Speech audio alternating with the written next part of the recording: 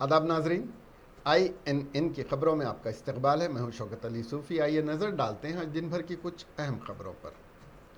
वज़ीर आज़म नरेंद्र मोदी ने 100 crore Covid vaccine के हवाले से हिंदुस्तानी देसी वैक्सीन प्रोग्राम की कामयाबी के साथ माशी तरक्की की इशारात का जिक्र करते हुए आज मुल्क के बाशिंदों से मेड इन इंडिया को एक अवामी तहरीक बनाने की अपील की।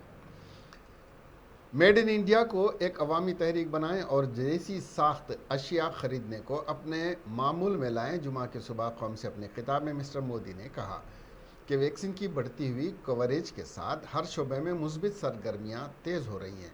आज चारों तरफ एतमाद, जोश और उमंग की फिजा है। 100 करोड़ वैक्सीन के साथ हिंदुस्तान को आज एक ज़्यादा महफूज मुल्क के तौर पर देखा जा रहा है। उन्होंने कहा कि माहिरीन और अंदरून और बैरून मुल्क से कई एजेंसियां हिंदुस्तान की मईशत के बारे में बहुत मुस्बित हैं। आज हिंदुस्तानी कंपनियों में न सिर्फ रिकॉर्ड सरमायाकारी हो रही है, बल्कि नौजवानों के लिए रोज़गार के लिए मौके भी पैदा हो रहे हैं। स्टार्टअप्स में रिकॉर्ड सरमायाकारी के साथ रिकॉर्ड स्टार्टअप्स होने का कारण बन रहे हैं। इस्लाहात के साथ साथ गति शक्ति और ड्रोन पॉलिसी भी हिंदुस्तान की मईशत को फ़रोग़ देने वाली है। ज़राअत के शोबे ने कोरोना के दौर में हमारी मईशत को मजबूती से संभाल रखा। आज रिकॉर्ड सतह पर अनाज की खरीदारी की जा रही है।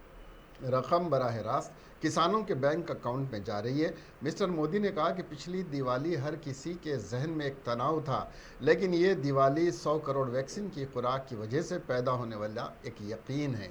अगर मेरे मुल्क की वैक्सीन मुझे तहफ़्फ़ुज़ फराम कर सकती है तो मेरे मुल्क में तैयार करदा सामान मेरी दिवाली को मज़ीद शानदार बना सकता है।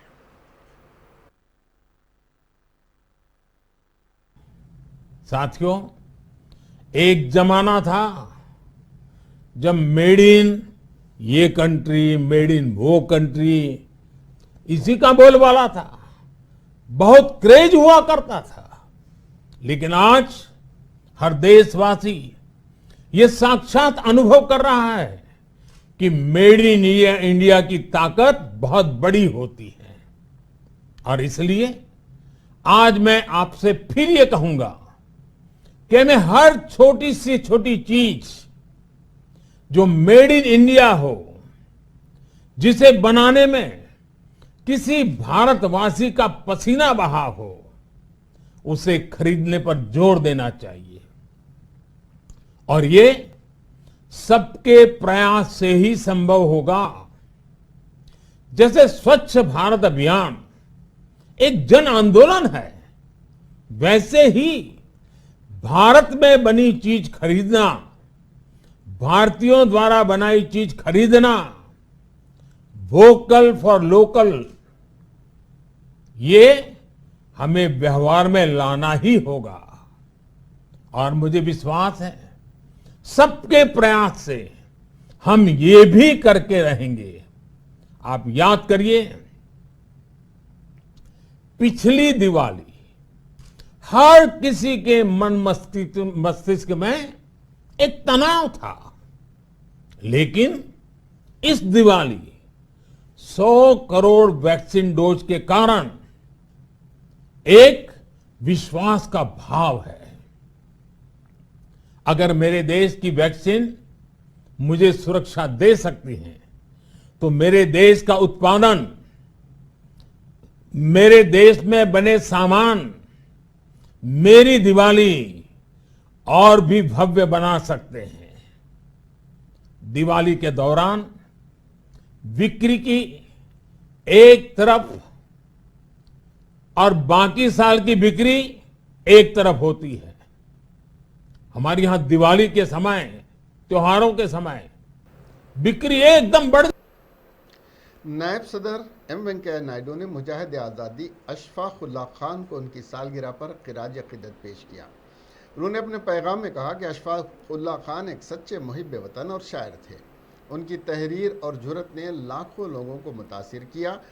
कौम उनकी अजीम कुर्बानी की मखरूज है। उन्होंने मजीद कहा कि मैं काकोरी वाक़े के इनकलाबी अशफाक उल्लाह खान को उनकी सालगिरह पर मुबारक मुल्की आज़ादी के लिए अजीम कुर्बानी के लिए मशकूराना सलाम पेश करता हूँ। उनकी शायरी ने अहले वतन के दिल को छू लिया, उनकी हुब्बुल वतनी को बेदार किया। मुल्क हमेशा उनका मखरूज रहेगा। अशफाकुल्लाह खान की पैदाइश 22 अक्टूबर 1900 को शाहजहानपुर उत्तर प्रदेश के मुअज़्ज़िज़ घराने में हुई। उनके वालिद का नाम शफीकुल्लाह खान और वालिदा का नाम मजहर उन्नीसा बेगम था। आपके ख़ानदान के अक्सर लोग बरतानवी राज में आला ओहदों पर फाइज थे। अशफाकुल्लाह खान अपने 4 भाइयों में सबसे छोटे थे। उनके बड़े भाई रियासतुल्लाह खान राम प्रसाद बिस्मिल के हम जमात थे। वो अशफाकुल्लाह खान को अक्सर बिस्मिल की शायरी और इनकलाबी कार्रवाइयों के किस्से सुनाया करते थे, जिससे अशफाकुल्लाह खान के दिल में इनकलाबी फ़िक्र व किरदार जागुज़ी हो गया। तेलंगाना हाई कोर्ट ने वाज़ेह किया है कि वो इस वक्त इंटरमीडिएट फर्स्ट ईयर इम्तहानात को मनसूख करने के मामले में मदाखलत नहीं कर सकती, क्योंकि दरख्वास्त दायर करने में काफ़ी ताख़ीर हो गई है और तमाम इंतज़ामात मुकम्मल हो गए हैं और इंटर फर्स्ट ईयर के इम्तहानात शेड्यूल के मुताबिक होंगे। वाज़ेह है कि इंटर बोर्ड ने ऐलान किया है कि इंटर फर्स्ट ईयर के इम्तहानात इस माह की 25 तारीख से मुनक्किद करेगा, जिस पर तुलबा के वालिदैन की एसोसिएशन ने इम्तहानात को मनसूख करने की हाई कोर्ट में दरख्वास्त दायर की थी। आज इस दरख्वास्त पर समाअत हुई।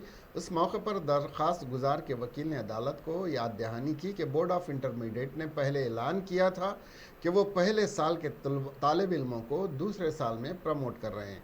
इस ऐलान के बाद तमाम तुलबा दूसरे साल के असबाक पढ़ रहे हैं और अगर पहले साल के इम्तहानात दोबारा ऐसे वक्त पर कराए गए तो उलझन में पड़ जाएंगे, जिस पर इंटरमीडिएट बोर्ड के वकील ने वजाहत की कि तुलबा ने कोरोना की वजह से 10वीं जमात के इम्तहानात भी नहीं लिखे थे और उन्हें इंटर फर्स्ट ईयर में दाखिला दिया गया। फर्स्ट ईयर के इम्तहानात के बगैर ही दोबारा उन्हें सेकेंड ईयर में प्रमोट किया गया और अगर सेकेंड ईयर में भी कुछ वजह से इम्तहानात मुनक्किद नहीं हो पाते हैं तो इन तलबा का कोई नॉलेज हासिल नहीं होगी और उनमें कोई काबिलियत पैदा नहीं होगी। उसको मलहूज़ रखते हुए तलबा के इम्तहानात मुनक्किद किए जा रहे हैं। उन्होंने ये भी याद दिलाया कि जब तालिब इल्मों को दूसरे साल में प्रमोट किया गया तो उन्हें यह भी बताया गया कि पहले साल के इम्तहानात हालात के मुताबिक मुनक्किद होंगे। दोनों फरीक़ों के दलाइल सुनने के बाद हाई कोर्ट ने वाज़ेह किया कि वो आखिरी लम्हात में इम्तहानात के इनेकाद में मदाखलत नहीं कर सकते, जिसके बाद ये इम्तहानात के इनेकाद में हायल रुकावटें ख़त्म हो गई। साबिक़ वज़ीर टीआरएस क़ायद एल रमना ने प्रेस कॉन्फ्रेंस को मुखातिब करते हुए बताया कि वज़ीर आला के चंद्रशेखर राव ने रियासत की तरक्की के लिए कई इक़दामात किए। तेलंगाना की तश्कील के बाद मुल्क भर में पहली मरतबे बग़ैर 1 रुपया लिए के डबल बेडरूम मकानात फराहम करने के इक़दामात किए जा रहे हैं। पोल्ट्री सनत से वाबस्ता अफराद को हुकूमत की जानिब से 40% सब्सिडी दी जा रही है। उन्होंने बताया कि 17 करोड़ रुपए की लागत से तैयार करदा साड़ियाँ बदकम्मा त्यौहार के मौके पर मुफ्त सरबराह की जा रही हैं। इसके अलावा आसरा वज़ाइफ में इजाफा करते हुए 2000 और 3000 रुपये फराहम किए जा रहे हैं। टीआरएस से क़ायद एल रमना ने बताया कि हुजूराबाद असम्बली ज़िमनी इंतखाबात में इट्टाला राजेंद्र के हक़ में अगर वोट का इस्तेमाल किया गया तो यह बदउनवानी के हक़ में होगा और अगर टीआरएस के हक़ में वोट का इस्तेमाल किया जाएगा तो यह रियासत की तरक्की में होगा। ఉండేటువంటి ఆ కళాకారులు కాస్తోకు సంపాదించుకున్నటువంటి వాటిని పొదుపు పథకంగా గతంలో పెట్టుబడి పెడితే కేంద్ర ప్రభుత్వం 4% థ్రిఫ్ట్ ఫండ్లు ఇస్తుండే, కానీ వాళ్ళ ఆ పథకం రద్దు చేయడం జరిగింది. అదేవిధంగా వివిధ బీమాలు, అది మహాత్మా గాంధీ బున్కర్ బీమా యోజన కానీ ఐసిఐసిఐ లాంబార్డ్ ఆరోగ్య బీమా కానీ ఆ 2 పథకాలు రద్దు చేయడం జరిగింది. మొదటికెళ్ళి ఈ వృత్తులను ప్రోత్సహించాలని చెప్పని, వృత్తులను ఆదరించాలని, ఈ వృత్తులు ఒక చారిత్రకమైనటువంటి నేపథ్యం ఉన్న వృత్తి కనుక స్వాతంత్ర పోరాటంలో ఆనాడు చెరకని ఆదరిస్తున్నటువంటి అత్యంత ప్రాధాన్యమైనటువంటి వృత్తిగా భావించి వర్కమ్ హౌస్డ్ అనేది ప్రభుత్వాలు అనేకంగా ఇస్తున్నటువంటి దాన్ని రద్దు చేయడం జరిగింది. అంటే ఇన్ని రద్దులతో ఈ ప్రభుత్వం, వాళ్ళ కేంద్రంలో ఉండే ఎన్డీఏ ప్రభుత్వం ఈ చేనేత వర్గాల ముంగట, వస్త్ర పరిశ్రమ ముంగట ఒక దోషిగా నిలబడేటువంటి పరిస్థితి అనేది స్పష్టంగా కనబడుతున్నది. ఈ సంఘాలు 30 లక్షల టర్నోవర్ దాటినట్టయితే వారికి ఇచ్చేటువంటి మార్కెటింగ్ రాయితీని కూడా రద్దు చేయడం జరిగింది. అంటే ఇంత పెద్ద ఎత్తున ఈ రంగం ఉంటే ఆ రంగాన్ని నిర్లక్ష్యిస్తున్నటువంటి కేంద్ర ప్రభుత్వంగా దానికి తోడు ములిగే నక్క మీద తాటిపండు పడ్డట్టుగా జిఎస్టీని అటు నూలు మీద కానీ వస్త్రాల అమ్మకం మీద కూడా వేయడం జరిగింది. అంటే ఇలా వస్త్రాలు నామమాత్రంగా అమ్ముతున్నటువంటి పరిస్థితులలో పూర్తిగా ఆదరణ కోల్పోయే విధంగా, అంటే కొనుగోలుదారు మీద భారం పడే విధంగా కేంద్ర ప్రభుత్వ విధానాలు స్పష్టంగా కనబడుతున్నాయి. అంటే ఒకవైపు ప్రభుత్వ రంగ సంస్థలను తెగనమ్మడం, వాళ్ళ అనుమాయులు కట్టబెట్టడం, అంబానీ అదాని లాంటి వాళ్ళ కోట్ల దోచిపెట్టే విధంగా, వాళ్ళ ఆదాయాన్ని పెంపొందించే విధంగా, ఆస్తులు పెంపొందించుకునే విధంగా, వాళ్ళకు కుబ్బేర్లుగా తెరిసే విధంగానే కార్యక్రమాలు కనబడుతున్నాయి. కానీ కులవృత్తుల మీద, చేతివృత్తుల మీద, కేంద్ర రాష్ట్ర ప్రభుత్వాల మీద ఆధారపడినటువంటి వాళ్ళను ఆదుకోవాలనేటువంటి ఇంగిత జ్ఞానం లేనటువంటి ప్రభుత్వంగా స్పష్టంగా ఇవాళ సమాజం ముందు కనబడుతుంది. Director public health doctor Srinivas Rao ने कहा कि कोरोना वैक्सीन के हुसूल में गफलत और लापरवाही नुकसान का बास बन सकती है। रियासत में कोरोना के जो नए केसेस मंजर आम पर आ रहे हैं, उनमें ज़्यादातर ऐसे अफराद शामिल हैं जिन्होंने वैक्सीन नहीं ली। मीडिया के नुमाइंदों से बात करते हुए डॉक्टर श्रीनिवास राव ने कहा कि वैक्सीन के सिलसिले में कई अफराद तसाहुल का शिकार हैं। उन्होंने कहा कि कोरोना से बचाव के लिए वैक्सीन का हुसूल मददगार साबित होगा। उन्होंने कहा कि टीकाकारी के बारे में महकमा सेहत की जानिब से शऊर बेदारी मुहिम जारी है। कोरोना के ताज़ा तरीन मामलात में ज़्यादा तरीन मुतासरीन ऐसे हैं जिन्होंने एक भी खुराक हासिल नहीं की है। श्रीनिवास राव ने बताया कि रूस और बरतानिया में केसेस और अमवात की तादाद में इजाफा हुआ है, लिहाजा हिंदुस्तान में भी अवाम को कोरोना से बचाव के लिए टीकाकारी पर तवज्जो देनी चाहिए। उन्होंने कहा कि लाजमी तौर पर टीका हासिल करने से बचाव के इम्कानात ज़्यादा हैं। उन्होंने बताया कि रियासत में अभी तक तकरीबन 69 लाख अफराद ऐसे हैं जिन्होंने वैक्सीन की एक भी खुराक हासिल नहीं की है। ऐसे अफराद को फौरी टीका हासिल करना चाहिए। उन्होंने कहा कि ऐसे अफराद जिन्होंने पहली खुराक हासिल कर ली है वो दूसरे खुराक के बारे में लापरवाही ना करें। दोनों खुराक हासिल करने में कोरोना से बचाव मुमकिन है। उन्होंने बताया कि बहुत जल्द बच्चों के लिए टीका अंदाजी के मरहले का आगाज़ किया जाएगा। आइंदा 2 हफ्तों में इस सिलसिले में तफसीलात को खतियत दी जाएगी। मरकज़ी वज़ीर सयाहत जी किशन रेड्डी ने कहा कि चीफ मिनिस्टर के चंद्रशेखर राव गुज़िश्ता 7 सालों से अवाम को धोखा दे रहे हैं कि चंद्रशेखर राव को सिर्फ पैसों पर यकीन रखते हुए इंतखाब लड़ने पर तनकीद का उन्होंने निशाना बनाया। जी किशन रेड्डी ने कहा कि केसीआर जिन्होंने पहले कहा था कि चीफ मिनिस्टर की कुर्सी उनके लिए चप्पल के बराबर है, किशन रेड्डी ने कहा कि इसके बाद अब उन्हें वोट मांगने का हक नहीं है। किशन रेड्डी ने कहा कि चंद्रशेखर राव झूठ से पहले पैदा हुए, केसीआर पहले पैदा हुए और झूठ बाद में आया। किशन रेड्डी ने इल्ज़ाम आयद किया कि चंद्रशेखर राव हुजूराबाद में इटाला राजेंद्र को हराने के लिए सैकड़ों करोड़ रुपए खर्च कर रहे हैं। उन्होंने कहा कि अपनी ज़िंदगी में ताकत का ऐसा गलत इस्तेमाल कभी नहीं देखा। किशन रेड्डी ने कहा कि बीजेपी की असल अपोजिशन कांग्रेस पार्टी है, बीजेपी कभी भी ऐसी पार्टी के साथ इत्तेहाद नहीं करेगी। किशन रेड्डी ने कहा कि गैस की कीमतें दुनिया भर में खाम तेल में उतार चढ़ाव से मशरूत हैं, लिहाजा मरकज़ी हुकूमत को मौरूद इल्ज़ाम नहीं ठहराया जा सकता।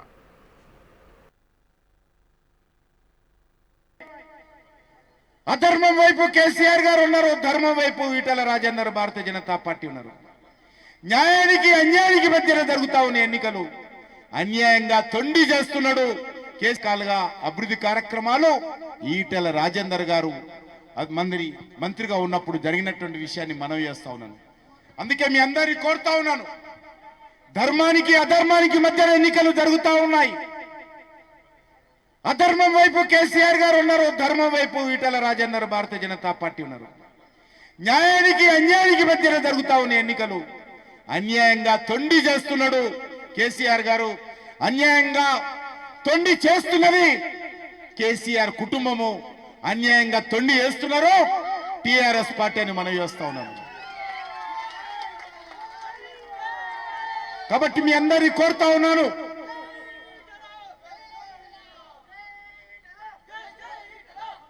ఈరోజు ప్రజలు నిర్ణయించుకోవాలి. హుజూరాబాద్ ప్రజలు, మీరు ప్రజాస్వామ్యం పట్ల ఉంటారా, నియంతృత్వం పట్ల ఉంటారా? ఈరోజు టిఆర్ఎస్ పార్టీ, కేసీఆర్ పార్టీ నియంతృత్వంగా వ్యవహరిస్తా ఉన్నారు. ఈటల రాజేందర్ భారతీయ జనతా పార్టీ ప్రజాస్వామ్యబద్ధంగా వ్యవహరిస్తా ఉన్నారు. ఈటల రాజేందర్ గారు మిమ్మల్ని నమ్ముకొని ఆయన చేసినటువంటి శ్రమ మీద, ఆయన కష్టం మీద, ఆయన విశ్వాసంతో ఎన్నికల ముందుకొచ్చాడు. కానీ టిఆర్ఎస్ కేసీఆర్ గారు డబ్బులను నమ్ముకొని అక్రమంగా సంపాదించినటువంటి వందల కోట్ల రూపాయలు హుజూరాబాద్ లోని గ్రామ గ్రామాన ప్రవహింపజేసి దాని रुकने कानून साज काउंसिल के कविता के जेर तमाम तेलंगाना जागृति की जानिब से दशहरा के मौके पर की जाने वाली खुसूसी पूजा बतुकम्मा फेस्टिवल तकारीब को दुनिया के सबसे बड़े स्क्रीन बुर्ज खलीफा पर पेश किया जाएगा। के कविता एमएलसी टीआरएस पार्टी के बरसर इख्तिदार आने के बाद इस फेस्टिवल का एहिया किया। अक्टूबर की 23 तारीख को बुर्ज खलीफा पर यह मुनफर्द फेस्टिवल की झलकियां पेश की जाएंगी। बतुकम्मा दुनिया के बड़े स्क्रीन बुर्ज खलीफा पर कल यानी 23 अक्टूबर को 9:40 पर और 10:40 पर पेश किया जाएगा और इसका लिंक कल रात 9:30 बजे शेयर किया जाएगा। कांग्रेस उम्मीदवार हुजूराबाद बी वेंकट ने पार्टी कायदीन के साथ हुजूराबाद के कई इलाके जात में अपनी इंतखाबी मुहिम चलाते हुए रोड शो को मुखातिब करते हुए बताया कि इट्टाला राजेंद्र और टीआरएस के दरमियान मैच फिक्सिंग है, इसलिए हुजूराबाद की तरक्की के लिए एक मरतबा उनके और कांग्रेस के हक में वोट का इस्तेमाल करें। उन्होंने टीआरएस और बीजेपी पर तनकीद करते हुए इल्ज़ाम आयद किया कि वो इलेक्शन जीतने के लिए करोड़ों रुपए खर्च करते हुए गैर जमहूरी अमल कर रहे हैं। इसके खिलाफ इलेक्शन कमीशन को कार्रवाई करनी चाहिए। सीनियर कांग्रेसी कायदो साबिक तेलंगाना प्रदेश कांग्रेस कमेटी के सदर पुन्नाला लक्ष्मैया ने 100 करोड़ वैक्सीन लगवाने मुल्क के लिए तारीखी कारनामा है। इसमें बीजेपी या मोदी का कोई अहम रोल नहीं है, क्योंकि कांग्रेस के दौरे हुकूमत में मुल्क में सेहत और ग़िज़ा की फराहमी में मुल्क ने आलमी सतह पर मुनफरद मुकाम हासिल कर चुका है और महकमा सेहत की कारकर्दगी के बाद 100 करोड़ रुपए की वैक्सीन की फराहमी मुमकिन हो सकी। पुन्नाला लक्ष्मैया ने आज मीडिया से बात करते हुए कहा कि नरेंद्र मोदी ने 2014 में दावा किया था कि इक़्तिदार की हुसूली के 100 दिन के अंदर अशियाए ज़रूरिया की कीमतों में कमी की जाएगी, लेकिन 26 मरतबे 100 दिन गुजर चुके हैं। अशियाए ज़रूरिया की कीमतें कम होने के बजाय कई गुना ज़्यादा बढ़ चुकी हैं। हिंदुस्तान में 22 करोड़ टू व्हीलर्स हैं और 28 करोड़ घरेलू पकवान गैस कनेक्शन हैं और 14 करोड़ वाटर पंप सेट हैं, जो गरीब और औसत आमदनी वाले अफराद के लिए ज़रूरी हैं। क्या मोदी चंद अफराद की आमदनी में इजाफे को फोकियत देते हुए इन गरीबों का नुकसान करते रहेंगे? उन्होंने सवाल किया। आज देश के लिए और भारतवासियों के लिए एक गर्व कारण का दिन है, इसको तो हम नहीं दिखा सकते। For the simple reason we are able to vaccinate 100 crore people, that is 1 billion in the country of ours. It's a milestone. Nobody can deny it. But at the same time, India has been doing in food and health sectors a remarkable and revolutionary measures have been taken after independence, and especially with the Congress government.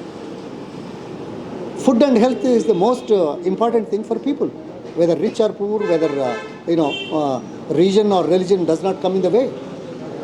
That's a necessity.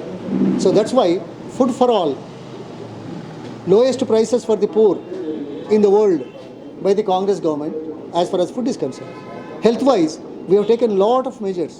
For example, pulse polio. So 92 we started, 95 we took it as a challenge, and we have eliminated pulse polio in the country.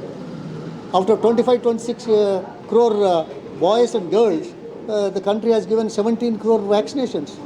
Yeah, Manmohan Singh was the Prime Minister at that time. And in 2014 March, the World Health Organization declared India has eradicated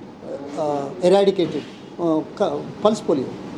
Prior to that, in the 60s and 80s, malaria was the same thing. The common people were getting affected, remote area people were affected, they were eliminated. But unfortunately, in the last 7 years of Modi's rule, it's coming like this, spreading a lot. That's okay. I'm not trying to defame him, but the fact is, it's a matter of pride for a country. But what have you आज देश के लिए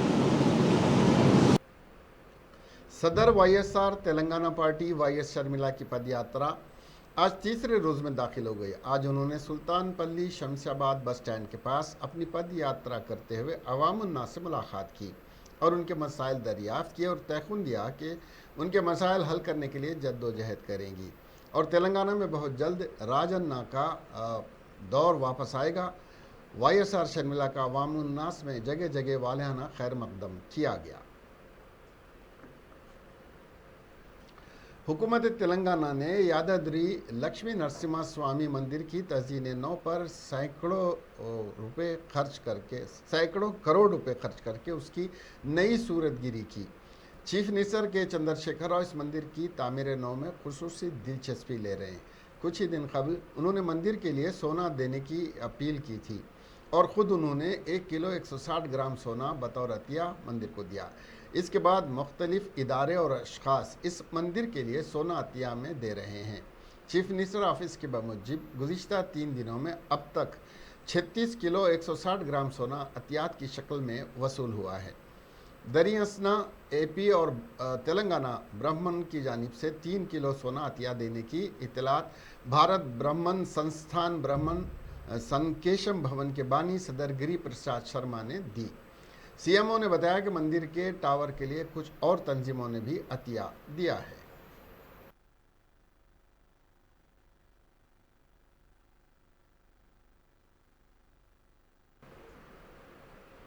हैदरगड्डा में अपने घर से लापता होने वाला 6 साला बच्चा हैदराबाद के राजेंद्र नगर में एक तालाब में मुर्दा पाया गया।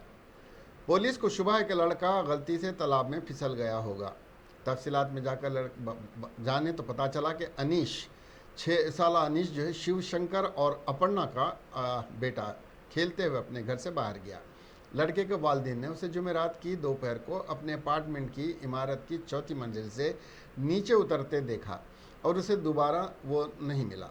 उन्होंने पड़ोसी के घर और करीबी जगहों पर उसकी तलाशी की लेकिन उसे नोटिस करने में नाकाम रहे। बाद में उन्होंने राजेंद्र नगर पुलिस से रुजू किया, जिन्होंने गुमशुदगी का मामला दर्ज किया। वो पानी के तालाब में मुर्दा पाया गया। लाश को पोस्टमार्टम के लिए अस्पताल के मुर्दा खाने में भेज दिया गया है। एक सब रजिस्ट्रार और दस्तावेज लिखने वाले को हैदराबाद में एंटी करप्शन ब्यूरो के हुक्काम ने 5.5 लाख रुपए रिश्वत लेते हुए पकड़ा है। ACB के DSP सत्यनारायण के मुताबिक लंगर हाउस के रिहायशी अरविंद महेश कुमार के पास गंधागुड़ा में 350 मुरब्बा गज प्लाट है जो उसने एक बिल्डर को तरक्की के लिए दिया, डेवलपमेंट कराना चाहता था। तमाम बिल्डर ने उसे बाद में वापस ले लिया और अरविंद ने तरक्याती माहदे को मनसूख करने के लिए सब रजिस्ट्रार से रुजू किया। मनसूखी के माहदे को हासिल करने के लिए अरविंद से राजेंद्र नगर के सब रजिस्ट्रार मीर अरशद अली ने 5,50,000 रुपये अदा करने को कहा, जिसके बाद उसने ACB से रब्ता किया, जिसने एक जाल बिछाया और रिश्वत लेते हुए उसे रंगे हाथों पकड़ लिया। ACB हुक्काम ने बताया कि सब रजिस्ट्रार को पहले भी बदउनवानी के इल्ज़ामात पर मुअत्तल किया गया था। सब रजिस्ट्रार को आज ACB अदालत में पेश किया गया। एक 48 साला सॉफ्टवेयर इंजीनियर हैदराबाद के नारसंगी थाने की हदूद में अपार्टमेंट की 16वीं मंजिल से गिरने के बाद फौत हो गया। जॉर्ज प्रदीप जोसेफ 48 साला गच्चीबौली में हिटाची कंपनी में IT मैनेजर के तौर पर काम कर रहे थे और गांधी पेट के पेरामचरू में Telangana state police academy junction में वाक़ PBEL शहर में रिहायश पजीर थे। बुध की आधी रात को जोसेफ की बीवी ने उसे बालकोनी में खड़ा देखा, जो बाद में गलती से 16वीं मंजिल से नीचे गिर गया। उसके बीवी ने अपने शौहर को बचाने के लिए 108 सर्विस को फ़ोन किया, लेकिन तिब्बी अमले के पहुंचने तक वो मर चुका था। पुलिस को भी इस सिलसिले में अलर्ट कर दिया गया कि किस तरह से पुलिस ने मुकदमा दर्ज किया और तहकीक़ात शुरू की। पुलिस ये जानने की कोशिश कर रही है कि जोसेफ की मौत हादसा थी या खुदकशी। लाश पोस्टमार्टम के लिए भेज दी गई। जुमा की अलग सुबह महबूबाबाद मंडल के जमानदलापल्ली में एक कार की जद में आकर 20 भेड़ें हलाक हो गईं। यह वाक़या उस वक्त पेश आया जब भेड़ें सड़क अबूर कर रही थीं, जब उन्हें चरने के लिए बाहर ले जाया जा रहा था कि एक तेज़ रफ्तार कार उनसे टकरा गई। भीड़ के मालिक ने इल्ज़ाम लगाया कि कार ड्राइवर की गफलत ने भीड़ को मार डाला, जिससे उसे बहुत नुकसान पहुंचा। इत्तला मिलने पर पुलिस मौके पर पहुंच गई और तहकीकात शुरू कर दी। उन्होंने मुर्दा भेड़ों को निकाल कर सड़क पर ट्रैफिक बहाल की। पुलिस की जानिब से मुकदमा दर्ज कर लिया गया और तफ्तीश जारी है। एक नौजवान खातून ने ट्रेनी आईएएस से के बारे में शिकायत दर्ज करवाई कि उसने उसे शादी के नाम पर जिनसी ज़्यादती करते हुए धोखा दिया है और उसे छोड़ने की धमकी दी जा रही है। हाल ही में मंजर आम पर आने वाला ये वाक़या एक सनसनीखेज़ वाक़या बन गया है। खातून ने कुकटपल्ली पुलिस स्टेशन में ट्रेनी आईएएस बन्नुत मरगेंदर लाल के खिलाफ कुकटपल्ली पुलिस स्टेशन में शिकायत के नाम पर जिनसी ज़्यादती और धोखाधड़ी की शिकायत दर्ज करवाई। पुलिस ने केस दर्ज कर लिया और तहकीकात का आगाज़ कर दिया। बन्नुत मुरगिंदर लाल ज़िले खम्मम के साबिक़ रुकन असम्बली मदन लाल के बेटे हैं। वो फ़िलहाल मदुराई में एक ट्रेनी आईएएस ऑफिसर हैं। शिकायत में कहा गया कि फेसबुक पर मुरगिंदर लाल के साथ राब्ते में आई थी और मोहब्बत के नाम पर उससे रब्ता किया। उसने एनपीए के कमरे में उसके साथ जिनसी ज़्यादती की और उसे बताया कि उसके बाद उससे शादी करेगा।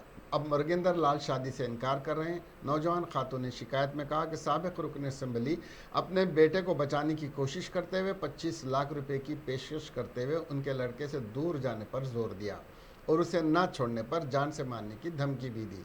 ट्रेनी आईएएस के खिलाफ कुकटपल्ली पुलिस स्टेशन में केस गुज़िश्ता माह 27 तारीख को दर्ज हुआ, लेकिन ये मीडिया में देर से आया।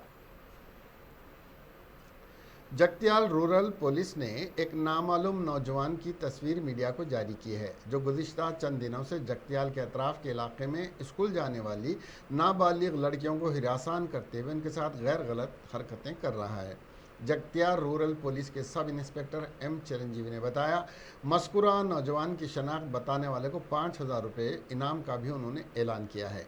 तस्वीर में गाड़ी पर मास्क लगाए हुए नौजवान की इत्तला फ़ोन नंबर 9007951137 7396187777 पर देने की ख्वाहिश की गई है।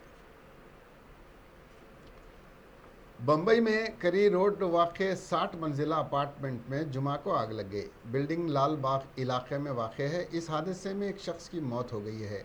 आग 60वीं मंजिल ओघन पार्क बिल्डिंग की 19वीं मंजिल पर लगी है। दूर से ही धुएं का गुबार देखा जा सकता है। राहत और बचाव टीम ने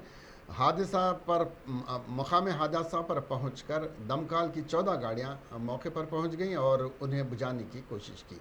वाक़े की वीडियो सोशल मीडिया पर वायरल हो रही हैं, जिसमें बिल्डिंग की 19वीं मंजिल पर आग की लपेटें देखी जा सकती हैं।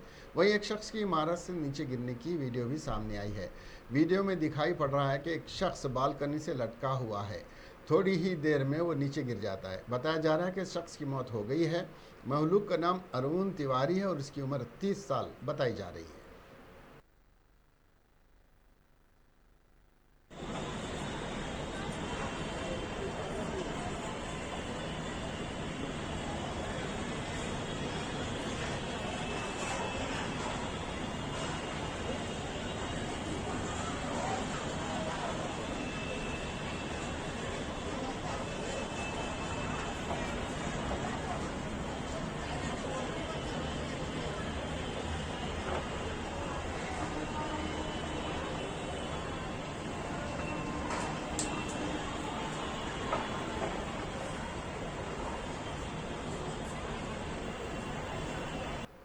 भारत में वैक्सीनेशन के 100 करोड़ का हिस्सा अबूर करने के बाद मुल्क और दुनिया से मुबारकबाद का सिलसिला जारी है। वज़ीर-ए-आज़म नरेंद्र मोदी साइंसदानों, सेहत के कारकुनों और मुल्क के अवाम को मुबारकबाद देते हुए आलमी इदारे सेहत के डायरेक्टर जनरल टेड्रोस गैब्रियस ने कहा कि इस कामयाबी के साथ भारत ने आबादी के कमज़ोर तबक़ात को कोविड-19 से बचाने के वैक्सीनेशन के मसावी अहदाफ हासिल किए हैं।